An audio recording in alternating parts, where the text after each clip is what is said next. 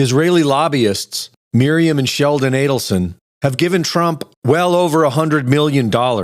And according to Trump, they have been his best customers. You know, Miriam and Sheldon would come into the White House probably almost more than anybody outside of people that work there. And they were always after, and as soon as I'd give them something, always for Israel. As soon as I'd give them something, they'd want something else. I'd say, give me a couple of weeks, will you please? On the same week, it was announced that the government just saved $1 billion. $1 billion was sent to Israel. And President Trump's first guest to the White House was Israeli Prime Minister Benjamin Netanyahu, wanted by the ICC for an ongoing genocide. Would Palestinians have the right to return to Gaza if they left while the rebuilding was happening? It would be my hope that we could do something really nice, really good, where they wouldn't want to return. Why would they want to return? The place has been hell. It's been one of the meanest, toughest places on earth.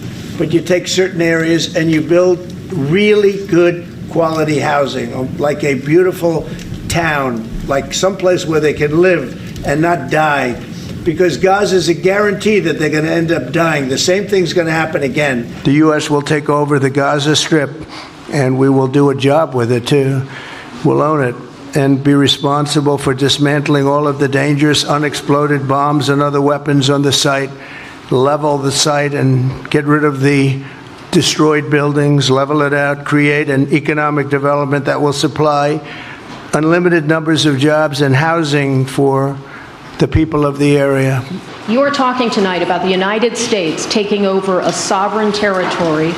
What authority would allow you to do that? Are you talking about a permanent occupation there? I do see a long-term ownership position, and I see it bringing great stability to that part of the Middle East and maybe the entire Middle East.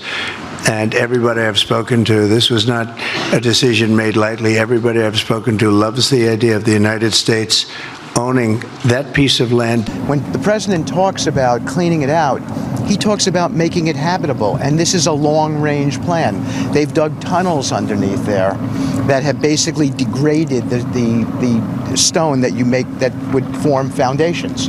We have to examine that. You do it with borings. You do it with subterranean surveys. How long could that take? And this guy knows real estate. It's years on top of years.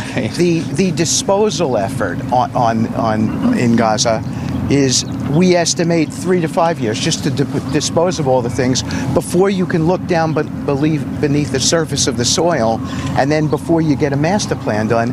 And the president is intent on getting it all done correctly. So to me, it is unfair to have explained to Palestinians that they might be back in 5 years. That's just preposterous. And he's just taking a common sense approach.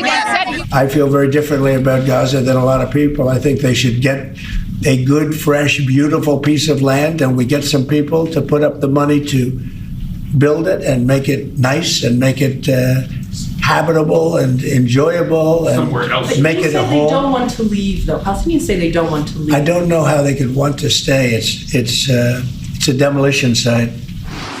I envision world people living there, the world's people. I think you'll make that into an international, unbelievable place. I think the potential in the Gaza Strip is unbelievable. And I don't want to be cute. I don't want to be a wise guy, but the Riviera of the Middle East, this could be something that could be so bad. This could be so magnificent. It's a small country in terms of land. See this pen, this wonderful pen? My desk is the Middle East. And this pen, the top of the pen, that's Israel. That's not good, right? You know, that's a pretty big difference. I use that as an analogy. It's pretty accurate, actually. I've said this before. I'll say it again. You are the greatest friend